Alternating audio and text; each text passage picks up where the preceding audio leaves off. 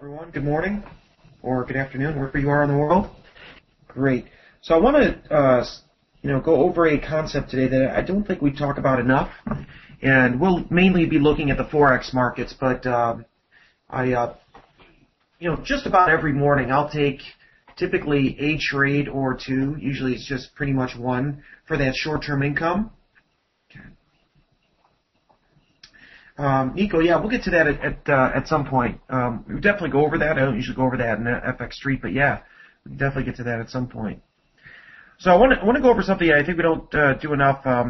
First of all, like I said, just about every morning I'll take at least, I'll take one trade. Usually it's just one, occasionally two. Usually it's just one. Just a very high probability turning point based on the core supply and demand strategy, which, again, at the core is identifying where banks and institutions are buying and selling in the markets.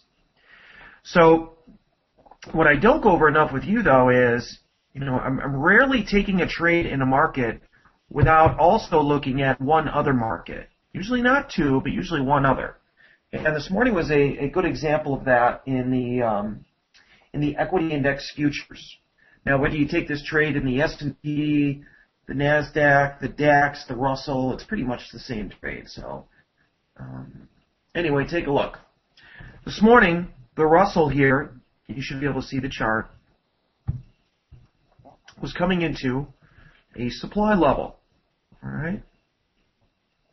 First of all, how many people with us here today are somewhat new and don't really understand core strategy? Yeah, Ali, I typically get up about 5 a.m. Chicago time, and I'm on the screens shortly after that.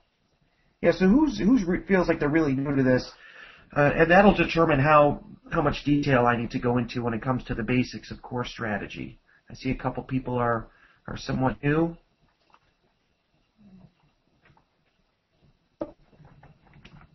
All right. Okay.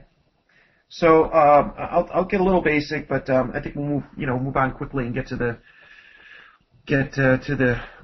main stuff. So we're going to focus on market correlations today. But this morning, like I do every morning, I identified where banks, institutions were selling this market and other equity index futures. Here were a bunch of sell orders that were not filled yet. Now, when I'm pointing to these candles don't represent orders that were not filled. These candles represent orders that were filled. But the overall picture represents a price level where there's lots of unfilled orders still sitting there. I know that for a fact because prices couldn't stay there and declined away from the level. Okay? Because price spent so little time there, that tells me there's a pretty big supply and demand imbalance. Right? Meaning supply and demand is out of balance in a big way.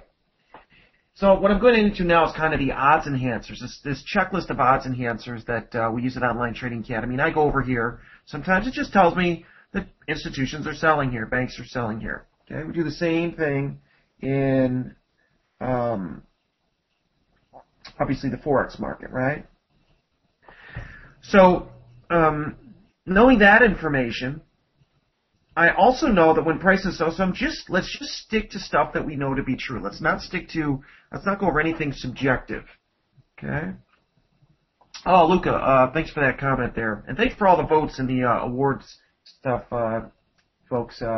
Definitely, it's a team effort, and I try to do my best, and it's a whole team effort here, and FX Street, and I'm just the messenger, but thanks again for all that also. So great stuff. And again, the biggest thing I can get out of all this is not awards or anything like that. It's knowing that you are making money, because believe me, someone who's been in the industry for a long time, both on the institution side and the retail side, I completely understand the responsibility of giving any kind of financial information to anyone. It's a big responsibility.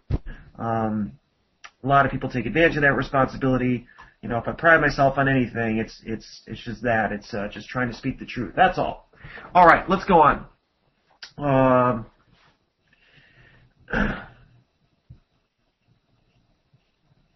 So supply here exceeds demand. We know that because prices dropped away from that level. This is this morning.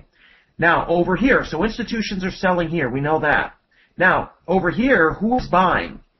Who would buy after a rally price? Not a smart thing to do. Mistake number one for the novice retail trader.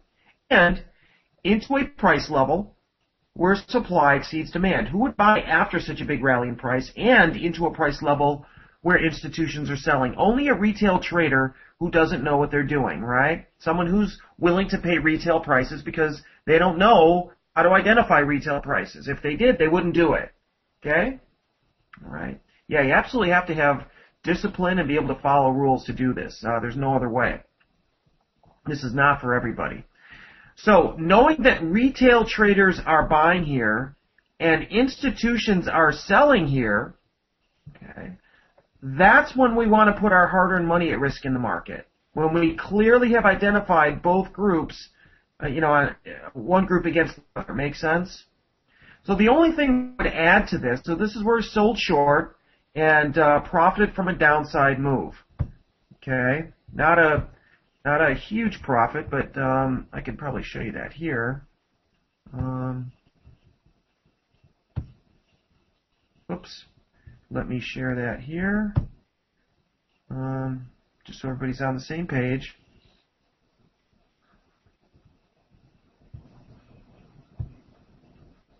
Okay.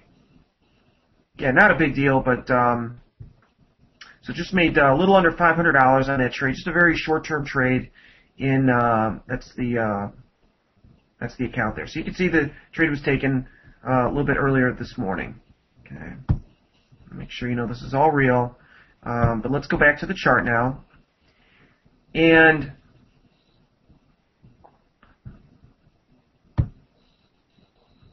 okay, just a sec. I'll get everything up here again. All right. So there's the Russell. So okay.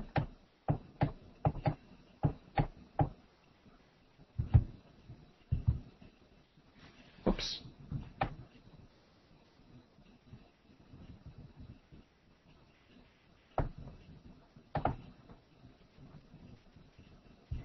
Okay, so there's the Russell. I got it back now.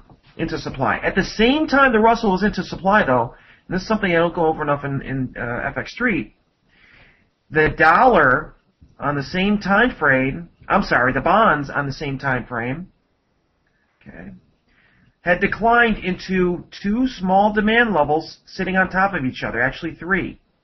Okay. Makes sense? Equity index market into supply, bonds into demand. It becomes a higher probability trade. Now you might say, well, anytime you come into levels in the equity index market or stock market, the bonds are into the opposite level. That's not true. Okay? That's not the case. Not always when an equity index market is into a demand level is a bond market into supply level. Okay? Just like not always, the dollar, for example, and most of the major currencies, they're not always into opposing levels at the same time. In fact, sometimes they're into the same, a lot of them are into the same level at the same time. Not all of them, that could never happen. But I think you get the point. So everybody pretty clear on this? So I don't have to have the bonds into the demand level when shorting the Russell here, or the S&P, or the NASDAQ, or whatever you want to short. But it helps. Okay? Again, if they're both into opposing levels at the same time, helps stack the odds in your favor a little bit. Okay. So I think we're good there. Now let's go to the dollar and an FX market or two. Okay.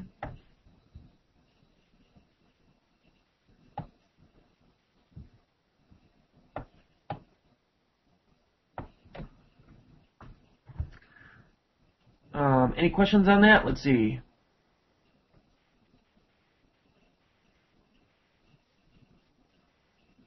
I didn't see any questions. All right, let me pull up the dollar. Here's another chart. I will tell you, the one chart I've been focused on more than anything else, the biggest aha moment chart for me over the past couple weeks is, get some more room on here, this one. Now, how many people look at a monthly chart of the dollar? Not many, I assume. You might think, well, if I'm a day trader, or if you're a day trader, you know, why look at the dollar? Why look at a monthly chart? Well, this is why. Okay, when this thing comes into a key level on a large time frame, it doesn't get much better than that. Now, I am equally a short-term trader for income, long-term trader for wealth, applying the same core strategy to both time frames. But I want to know where prices are at in the bigger time frame at all times. So dollar into demand here, right? Now we've had a demand level in the dollar on that daily chart that we always look at, but we haven't looked at this one yet. Okay. Correct, Ray. Yeah, not absolutely necessary. Not like that's what I was saying with the bonds. Not necessary at all. But when you do have it, it becomes a higher probability trade. So maybe you, for example, are comfortable risking 1% of your account on a trade. I'm just throwing numbers out there. But when you have the correlation, maybe you'll bump that risk up to 1.5 or 2%. You see what I'm saying? Okay. Again, theoretically, when the probability is higher and the risk is low, reward is higher, we shouldn't risk the same amount of money, correct?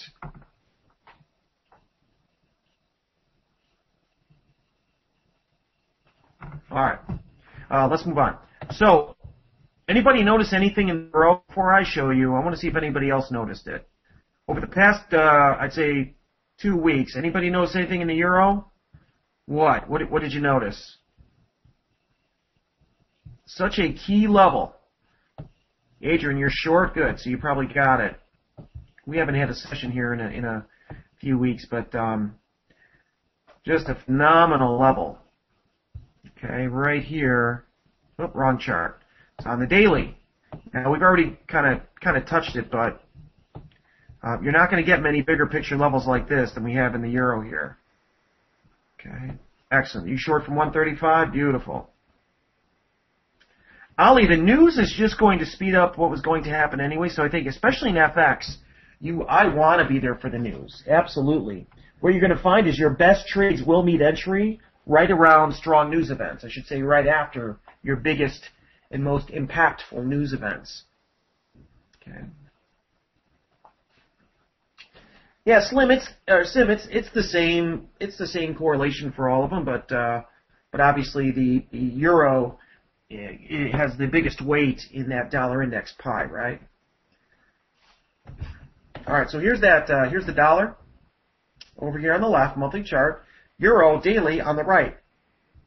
Okay, you do not get many opportunities like this. We've had, I'd say probably twice a year. You know, I've been doing webinars with FX Street for years now. Probably a couple times a year, you get a level like this on the daily chart.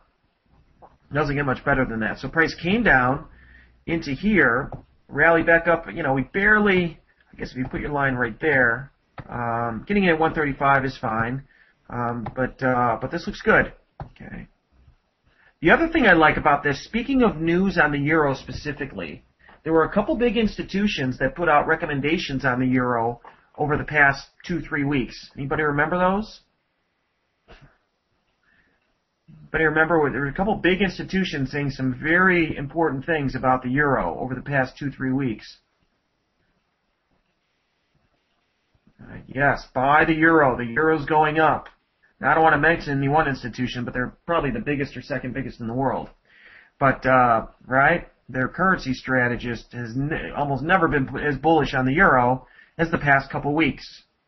Right, well, you know, now the euro's down about 400 points, 300 points. Anyway, so dollar into demand. I know everybody's been very bearish on the dollar, but again, you can't. You know, the chart is the chart. Very down into demand on a monthly time frame. Euro into supply. Now we're starting to get the turn. Okay. So now what we want to do is, let me see here. So what we can do is now, well, Fintan, I see your question there. Instead of looking at what should have we done and where should we have got short, that's right here for the big play. But I think we can now look at the chart, now go to the smaller time frames and say, where inside this decline can we join what is now the start of what is now a pretty big move down, a downtrend. You know what I mean? Okay. Yeah, remember, if I'm a big institution and I have something to sell, look, if I'm a car dealer and I have 1,000 cars on my lot, what am I going to do? I'm gonna have radio commercials, TV commercials, anything I can do to get people to buy my cars. Right? Isn't that what you're going to do? If you're an institution or a bank that holds currency, or an institution that holds stock, that takes companies public and gets a big part of their compensation is getting tons of stock, what is the business you're in? It's the only business you're in. Right? It's selling. Is there anything else? You see what I'm saying? It's really that simple. There's really nothing else to talk about. Okay. You're in the business of selling if you have all this stuff. A car dealer sells cars. A financial institution sells financial products and sells stocks if they take companies public. Okay. A bank that is sitting on tons of currency sells currency. Make sense? Okay. So, watch that. The other one we can bring into this, what's another sort of asset class, kind of, that we can bring into this equation right here? And then I'll pull a chart up over here. Let me make these two a little bit smaller. And I know some of you are probably well aware of the correlations we're going over right now, but some of you probably are not. I've gone over these expos and stuff before. What's the other kind of key correlation that we can look at here? Let me just pull one or two of them up. Pick any commodity market. I don't care. You pick. Pick any commodity market. It doesn't matter to me.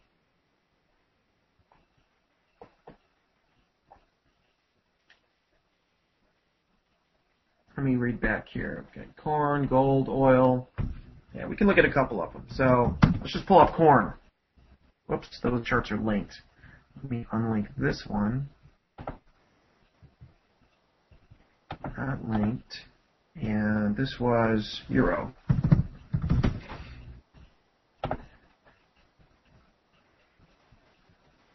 Okay, and I want to put, let's put this one over here on a larger time frame.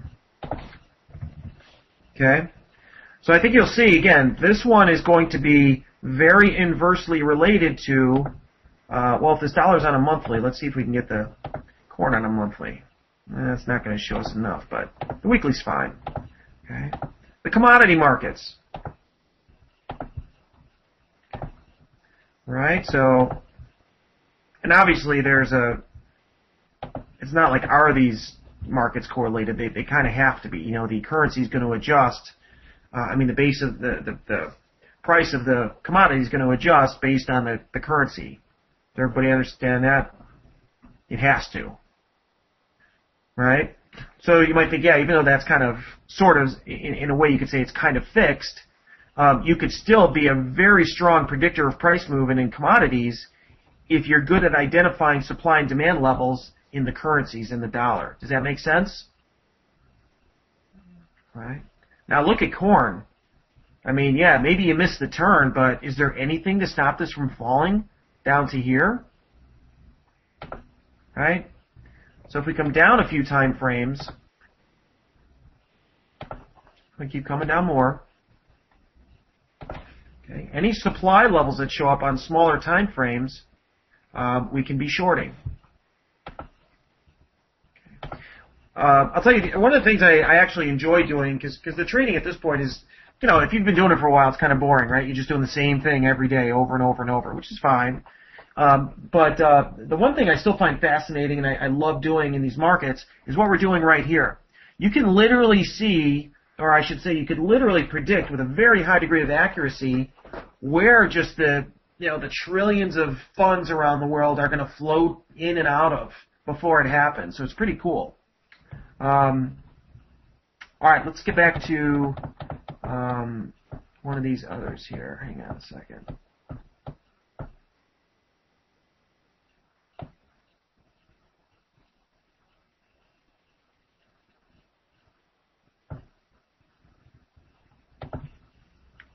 Oh yeah, we could grab GC as well. Okay, let me bring this down to a, oh, let's just go to a couple big time frames. Alright, so it's falling, just the opposite of the dollar, but we go down to some smaller time frames and find some places to sell short at. Okay. So far during our session here, I showed you a trade I took this morning in the Russell that was completely correlated to the bond market, the 10-year note, which is a key market. Then we looked at the larger time frame correlations of the dollar against euro. Let's stick with FX and the dollar, and let's go down to some smaller time frames. So I want to go to the yen because there were a couple of really nice opportunities this morning in the yen. Let me just bring this down to a 5-minute chart. Big trade the yen this morning. It was actually on the 2. And then I'll put this one on the 5, or maybe the 10. We're going to focus on more on the 2.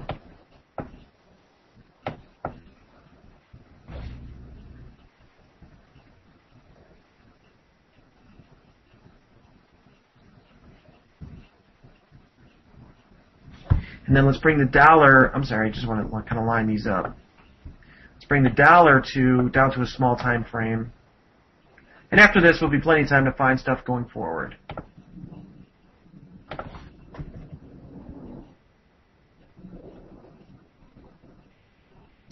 The dollar, let's see. Actually, I'm sorry. There's a great little level here. Give me just a second. Oh, sorry about that. Apologize. Okay, let's look at the yen. I'm having trouble finding this. Let me just hold on a second. Yeah, I guess it's up in here. So it might be hard to see this, but let's see here.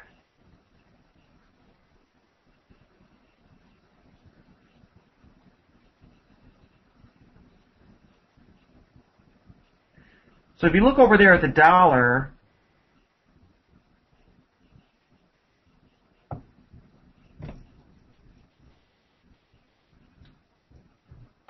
right here. So anyway, not the greatest level, but the dollar this morning on the hourly obviously came into this peak right here, and how it rallied up into that level. Okay. How it came into that level right here, there's really not a whole lot to stop it from falling. Okay, so the fact that it hit the supply, there's room below. I was attempting to buy in the yen this morning, did not get filled. I was looking to buy it down here. Didn't come down there. Okay, didn't come down there, but hit this level and turned higher. Okay. Make sense? All right. So again, I didn't get this trade, but you can see how these little demand levels here in the yen, with the dollar in supply, any of these currency markets coming into demand. Let me see if the cash made it down there.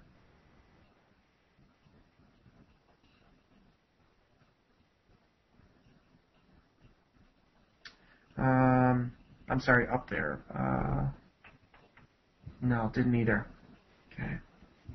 All right, so I wouldn't. I don't want to get kind of too crazy with the correlations, but again, that dollar and commodities for the FX, right? It actually becomes an odds enhancer, and then the bonds, and certainly the dollar for the equity index futures. Okay, those are key correlations.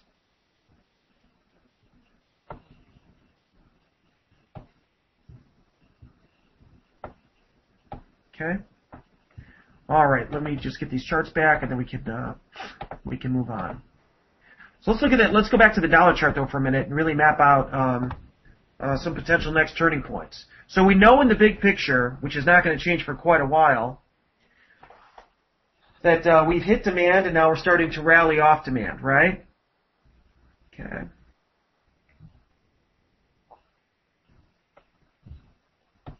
All right, let's go down to, let's go back to the monthly, right? So here we are in that big level. Now let's go down. Right. There's the weekly. And there's a picture of that monthly area down in here. We pointed this level out quite a while ago, but I think it's still important to absolutely keep on your charts. Okay, right here.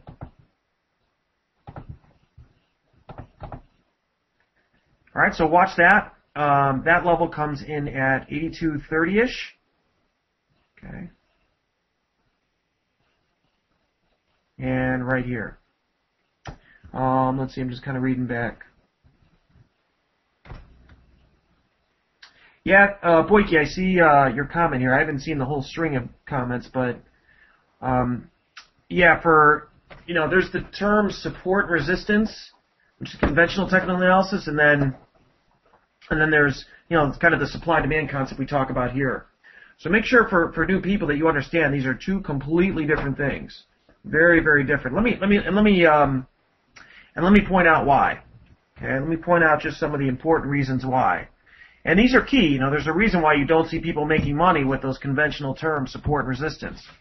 And again, this is my opinion based on my experience. And if again, I'm not telling you to just, I'll never ask you to just take what I say and believe it. I always try to support it with the logic and the trades that we take, right? So if you take a look at, for example, okay, let me explain, and then we'll go over it. Absolutely, yeah, very, very different. There's nothing in that whole, let's just go through it. Okay, so support and resistance, textbook support resistance is picking pivot highs and pivot lows, right? And choosing one line to pick pivot highs and pivot lows. We would never take a pivot high, for example, like, I don't know, pick one. Like the textbooks would say, that's a resistance level right there, right? In other words, we should look to short when prices come back there, or maybe buy a breakout if prices go through it. Okay. For the supply-demand concept, we would never take this as a supply level. At least, not a fresh supply level. This, by definition, this can't be a fresh supply level. This is already a rally into something over here to the left. If you compare this level to this level, okay, or even, let's go to a real trade. Let's look at the trade I took this morning, because I showed you that one, and let's just go through that one. Where's the chart we had it on? Hang on a second. Because that one you'll clearly see the difference.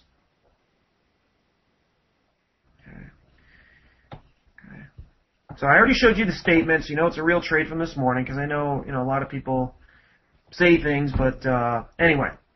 Here's the supply level. But if you look over here, there's a pivot high, right?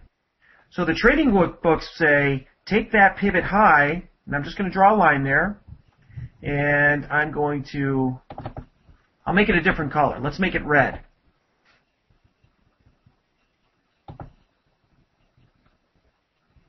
Okay. So would we all agree that this pivot high here, once price falls away from this pivot high, would we all agree that that's a textbook resistance level? That's what the trading books say. Take a pivot high and a series of highs and draw a line there, correct? All right, right. The reason why we would never, ever call that a supply level is simply because of what I just said. It's a pivot high. This is a supply level to us, not that. That would never be a supply, okay? So this is a supply level. The first pullback into that area is going to produce that pivot high that the rest of the world calls resistance.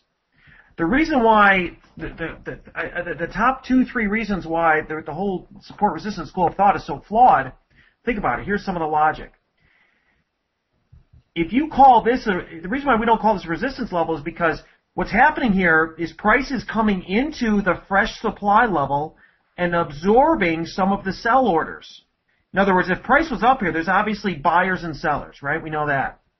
The buyers here are filling some of the unfilled sell orders that are over here. Therefore, when price comes up here again, why would we want to sell knowing that some of the sell orders are gone? Right? Why would we want to sell here when we know that this rally has filled some of the sell orders that were here? Okay? That's why we would never short here. Now, if you shorted here, maybe, I don't know, maybe you make a little money, maybe you stopped out, but you probably lost money. Okay? One of the biggest odds enhancers is the number of retracements. So once you have a first retracement, remember, we never short the second pullback. Yet, that's always the first time to sell for someone who's read the trading books and subscribes to the support resistance stuff. Okay? Make sense? Okay. Yeah, or I'm not sure if I'm pronouncing your name right, but explain that just a little bit more, because then I'll kind of understand what you're saying with the whole your random sentence, because I'm not exactly sure what you're saying. So that's one big flaw, is what support resistance calls a fresh resistance level. Okay, I would call the opposite. I would say never short here, because this pullback filled some of those orders. So the trade is much lower probability by the time you hit what the trading books call a resistance level. So that's one. Okay. The other thing is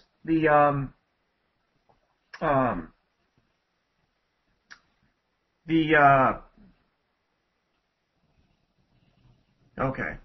Sorry. I didn't realize we lost that connection there, but let me just repeat what I was saying. So we were going into when I was going into, there's another issue. The other issue is, and I don't know where I got cut off. I was just saying, this is all my opinion based on my experience, which really started with dealing with paper orders from institutions, not charts or anything like that. But here's the other thing. So support resistance has you drawing one line. In all the books, it's always one line, right? Connect all these pivot highs or pivot lows, but then for me, and maybe someone else has an answer, but what do you do with that? Like, how do I make one line work? Do I buy exactly when prices come back to that line? And then, you know what I'm saying? And where exactly is your stop? My point is, you have to be so precise to be able to draw one line. So the zone around a fresh supply or demand level, okay, does two things. Well, essentially, the main thing it does is it helps us. We don't have to be perfect. We've got some wiggle room baked in there. And we're able to adjust our position size to make sure we're never risking more than we're willing to risk. So it has nothing to do with the risk. You know what I'm saying? You can adjust your position size to deal with that. All right? There's more, though. Okay? With conventional support resistance, one of the bigger things is, and this is probably one of the biggest flaws, okay? I wouldn't say losing weeks, Ali. Occasionally you lose money in a day. It shouldn't happen too often, though. And if you're doing this right, you shouldn't have a losing week. Okay? But again, you're following simple rules, doing the same simple, boring thing. Every short I've taken for, I don't know how many years, look exactly like the one you see here. None look any different ever. You see what I'm saying? I'm not trying to make a lot of things work. I'm not looking at a bunch of things. I'm just looking for the same picture every single day. But let me go for one more, and probably the biggest flaw of, there's two more, but probably the biggest flaw of conventional technical analysis is how drawing the lines. So let me just kind of scrunch this up a little bit. So if you read a lot in the trading books, you're supposed to let's find a period where there's just more kind of more activity. A lot of times you'll see the goal or the lesson is connect as many highs and lows as you can. You know what I mean? Like you've connected a bunch of tops there, some bottoms here. There's a lot of that. Right? Okay, and so but the problem is when you start cutting through candles. First of all, it becomes very subjective. When you start, I can kind of see a lot of things here where I can, connect a lot of, like there, I've connected some lows, a high, a low. So is that a support line? So, should I buy when price comes back to that? The reason why that is so flawed, this one's probably even better, right? The reason why that is so flawed is because you're cutting through candles. Okay, you're cutting through candles. Cutting through candles, if you really think the logic through, doesn't make any sense. There's no logic behind that works. Okay. Once price goes through an area, for example, once price goes lower than a pivot low, there can't be one unfilled buy order at that prior pivot low. It's just not physically possible.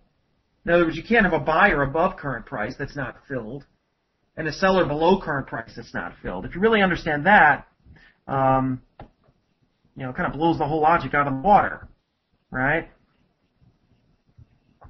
And again, the whole concept, I probably say the main things that conventional technical analysis fails to even mention, right? There's a lot of theories out there that sound great, but at their core, if you really dive into them, they're pretty flawed. You know what I mean? Look at options, right? The Black-Scholes model. Remember when that thing came out? That was like the greatest thing ever, and they won a Nobel Prize for it, right? But once people started really looking inside and how the math and how it all worked, a few people right away realized this doesn't make any sense and it doesn't work. And actually, people that bet against those numbers made the most money. Right? That's why you don't see people use that anymore. Yet they won a Nobel Prize for it. Okay. Sam Igor, yeah, I see your question there because there was not enough profit zone there, not enough profit margin there. Okay. But the main thing that conventional technical analysis fails to even consider, right, is the whole fact that what causes prices to turn and move in a market are unfilled orders. Yet the whole school of thought for technical analysis is based on filled orders. Okay? It's all based on these pictures and patterns and things like that are, based on, in other words, I'm saying these candles here, any kind of chart I can pull up, candlestick chart, line chart, point and figure chart, volume chart, you name it, they all show us the same thing. That's filled orders. That's what we're looking at here. You see what I'm saying? That's probably at the core, the biggest problem is that we're actually looking for our unfilled orders. I don't care at all about filled orders. Filled orders mean nothing to us. You see what I'm saying? Anyway, I didn't mean to go off on that big kind of tangent there, but I just think it would be irresponsible of me to not point those things out, especially to new people. All right. Yeah, no, go ahead and go back and watch those, watch webinars if you need to. There's plenty of them out there. And hey, look, if you're, whatever you want to use, if looking at the stars and the moon give you a buy and sell signal that's working, believe me, you've got my support. Do it. All we care about here is making money. That's what this is for. The unfilled orders, Boyke, that's all in the odds enhancers. Okay? That's exactly how you find them. The picture that represents unfilled orders, that's what those odds enhancers are for. Right? All right. So I think we've probably talked about that enough. Let me pull up. And again, if you have other questions on that, you can certainly watch it. Well, we've got more videos out there probably than you'll have time to watch. Just want to pull up the euro real quick.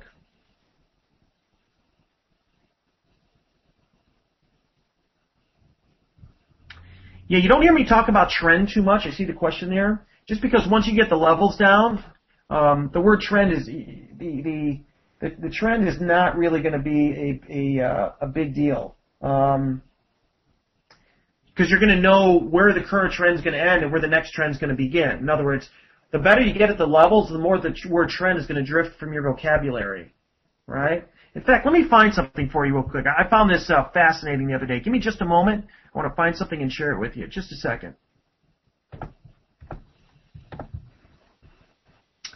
It was a very recent quote. It was probably my favorite quote of all time. I just saw it. Give me just a second here. I think I have it. It's important.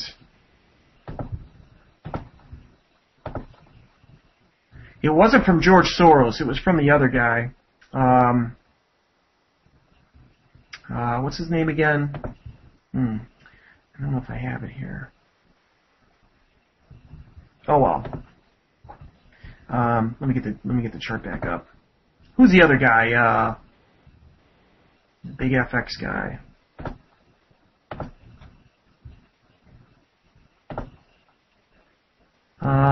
Not Rogers, not Buffett, no. We all know who he is.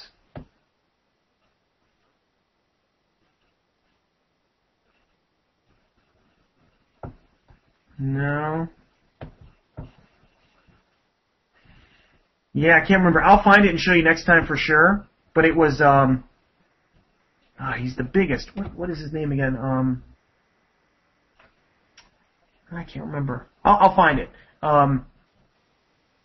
His quote basically was, I've got it here somewhere here. He said it's funny. Most people talk about, talk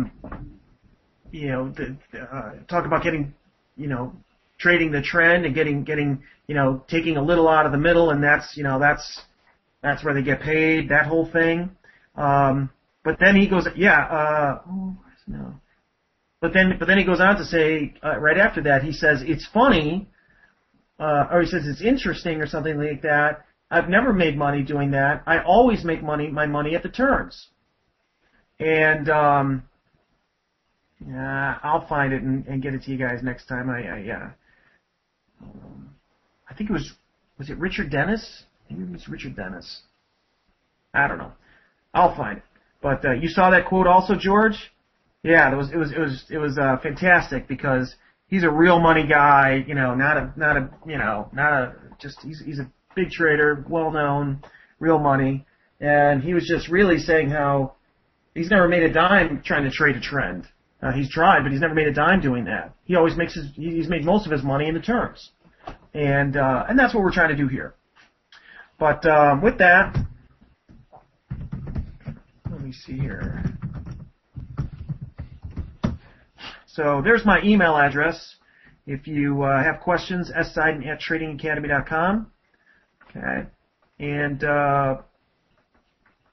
that's it. Hopefully that was helpful. Don't forget those correlations. I know we went over a few things here, but hopefully that was helpful. And we'll see you next time. Have a great day, everybody. Thanks again.